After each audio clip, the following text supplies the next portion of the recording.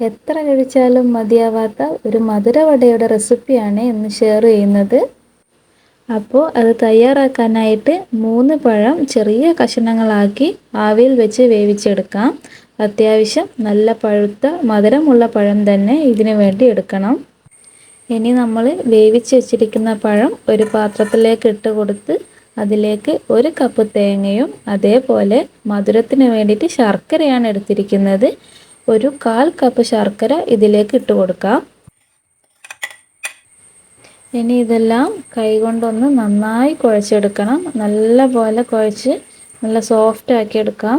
ഇനി ഇതിലേക്ക് ചേർത്ത് കൊടുക്കുന്നത് ഈത്തപ്പഴമാണ്. ഈത്തപ്പഴം കുരു കളഞ്ഞ് ചെറിയ കഷണങ്ങളാക്കി എടുത്തതാണ്. ഇത് ഓപ്ഷണലാണ്, കയ്യിലുള്ളവർ മാത്രം ചേർത്ത് കൊടുത്താൽ മതി. അടുത്തതായിട്ട് നമുക്ക് 1 കപ്പ് ഗോതമ്പ് പൊടി ചേർത്ത് കൊടുക്കാം.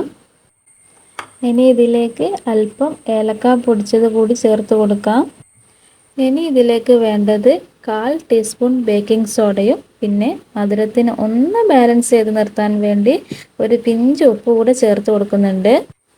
ഇതെല്ലാം ചേർത്ത് കൊടുത്ത ശേഷം ഒന്നുകൂടെ കൈകൊണ്ട് തന്നെ നന്നായി ഇത് കുഴച്ചെടുത്ത് മിക്സ് ചെയ്തെടുക്കണം. ഇനി നമുക്ക് ഇതൊന്ന് ഷേപ്പ് ചെയ്തെടുക്കണം. അതിനായിട്ട് നമുക്ക് ഇഷ്ടമുള്ള രീതിയിൽ ഷേപ്പ് ചെയ്തെടുക്കാം. ഞാനിവിടെ വടയുടെ ഒക്കെ ഒരു ഷേപ്പിലാണ് ചെയ്തെടുക്കുന്നത്. ഷേപ്പ് ചെയ്തെടുക്കുമ്പോൾ കയ്യിൽ ഒട്ടിപ്പിടിക്കാതിരിക്കാൻ വേണ്ടി എണ്ണ തടവണം.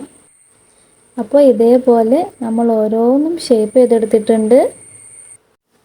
ഇനി നമുക്ക് ഇതെല്ലാം ഒന്ന് പൊരിച്ചെടുക്കണം.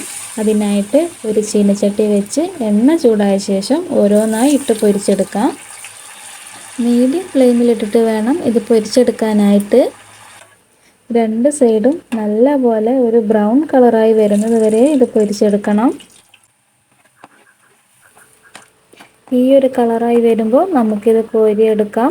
ഇപ്പോൾ ഇതിൻ്റെ ഉള്ളൊക്കെ നന്നായി വെന്തിട്ടുണ്ടാവും. അപ്പോൾ നമ്മൾ എല്ലാം പൊരിച്ചെടുത്തിട്ടുണ്ട്. നല്ല സോഫ്റ്റായിട്ട് തന്നെ വന്നിട്ടുണ്ട്. അതേപോലെ നല്ല ടേസ്റ്റുമാണ്. കുട്ടികൾക്കൊക്കെ ഒരുപാട് ഇഷ്ടമാവുന്ന ഒരു പലഹാരമാണ്. അപ്പോൾ ട്രൈ ചെയ്യുക, ഫീഡ്ബാക്ക് അറിയിക്കുക. അതേപോലെ വീഡിയോ ഇഷ്ടമായാൽ ലൈക്ക് ചെയ്യുക, ഷെയർ ചെയ്യുക.